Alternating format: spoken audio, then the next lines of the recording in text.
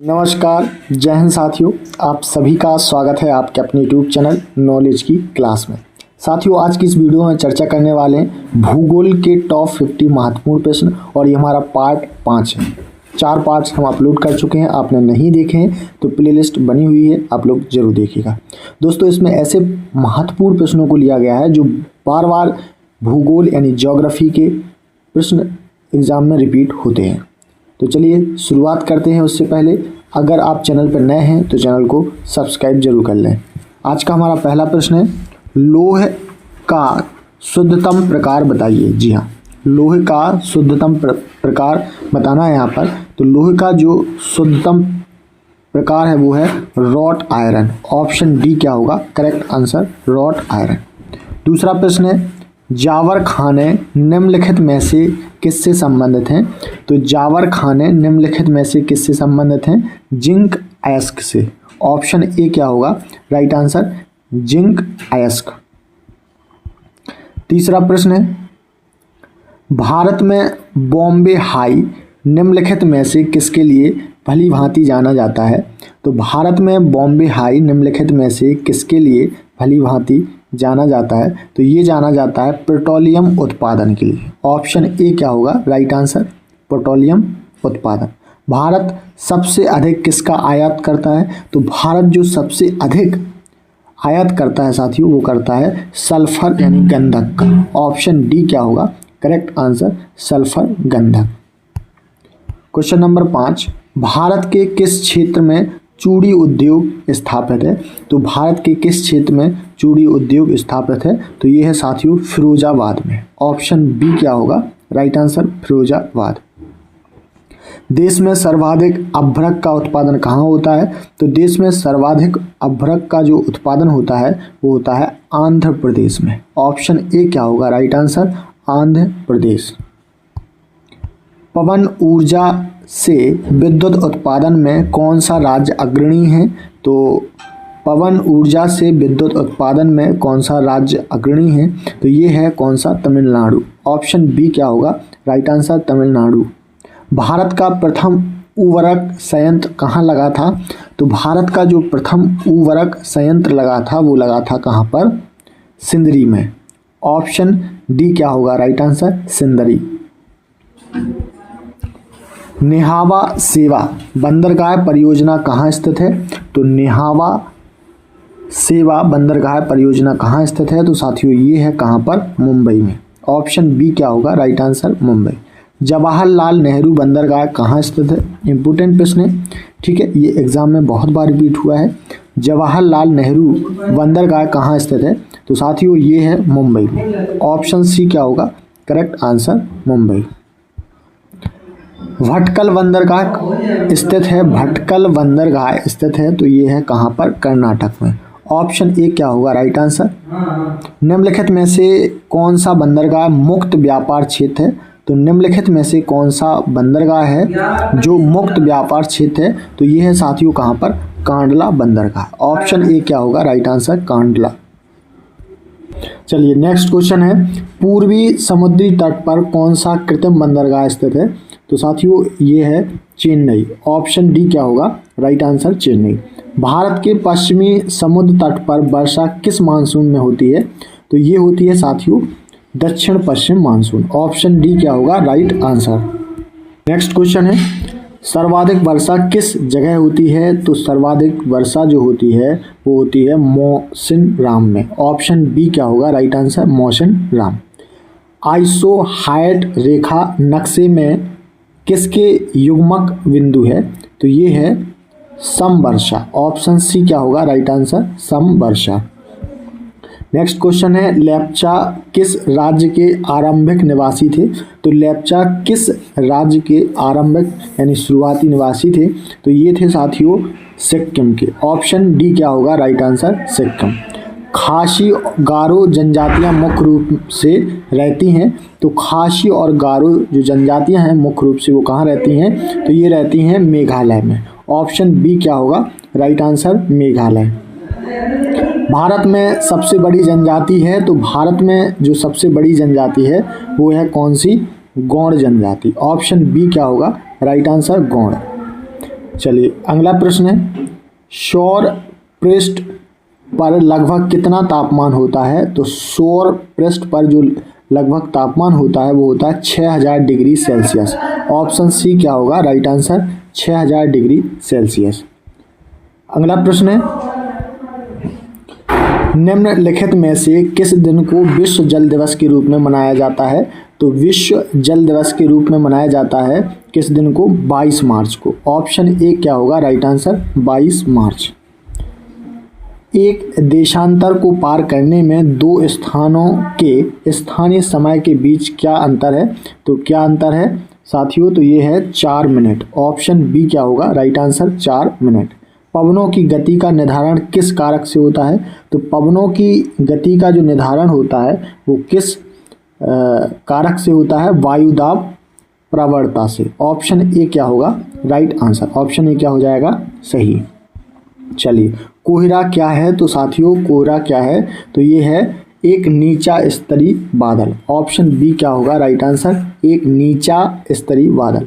पर्वतों तथा मैदानों के बीच स्थित पठारों को क्या कहते हैं? तो पर्वतों तथा मैदानों के बीच स्थित पठारों को कहा जाता है, क्या कहा जाता है? पर्वतीय पठार। ऑप्शन सी क्या होगा राइट आंसर? पर्वतीय पठार। अधिकेंद्र शब्द का संबंध किससे है? तो अधिकेंद्र शब्द का जो संबंध है वो है साथियों किससे? भूकंप से। ऑप्शन ए क्या होगा राइट आंसर? भूकंप। संसार में पारे का सबसे बड़ा उत्पादक कौन सा देश है? तो संसार में पारे का जो सबसे बड़ा उत्पादक देश है वो है कौन सा? तो ये है स्पेन। ऑप्शन डी क्या होगा करेक्ट आंसर? स्पेन। अगला प्रश्न है, फिलाडेल्फिया किसके लिए प्रसिद्ध है? तो यह है साथियों किसके लिए? रेल इंजन निर्माण के लिए। रेल इंजन निर्माण के लिए। ऑप्शन सी क्या होगा करेक्ट आंसर? किस क्षेत्र में देश की सबसे प्राचीन चट्टान पाई जाती है? तो किस क्षेत्र में देश की सबसे प्राचीन जो चट्टान है वो पाई जाती है? तो अरावली। ऑप्शन बी क्या होगा राइट आंसर? अरावली। भारत में अधिकांश वर्षण किस प्रकार का होता है? तो भारत में अधिकांश वर्षण होता है पर्वतकृत। ऑप्शन सी क्या होगा राइट आंसर? पर्वतकृत। ऑप्शन सी क्या हो जाएगा सही। चलिए जूट का रेशा पौधे किस भाग से प्राप्त किया जाता है? तो ये किया जाता है किस भाग से? तना। ऑप्शन सी क्या होगा राइट आंसर? कौन सा राज्य सीमेंट उत्पादन में अग्रणी है? तो सीमेंट उत्पादन में कौन सा राज्य है जो अग्रणी है? वो है राजस्थान। ऑप्शन ए क्या होगा करेक्ट आंसर? राजस्थान। बिना उपग्रह वाले ग्रह हैं, तो बिना उपग्रह वाले ग्रह कौन से हैं? तो ये हैं बुध और शुक्र। ऑप्शन बी क्या होगा करेक्ट आंसर? बुध और शुक्र। निम्नलिखित में से सौरमंडल का सबसे बड़ा ग्रह कौन सा है? तो सौरमंडल का जो सबसे बड़ा ग्रह है साथियों वो कौन सा है? बृहस्पति। ऑप्शन सी क्या होगा correct answer? Brihaspati. Sea of tranquility स्थित है, तो ये है कहाँ पर? चंद्रमा। ऑप्शन सी क्या होगा करेक्ट आंसर? चंद्रमा। सौरमंडल में कौन सा अत्यधिक तीव्र ग्रह है? तो सौरमंडल में कौन सा अत्यधिक तीव्र ग्रह है? तो ये है साथियों बुध।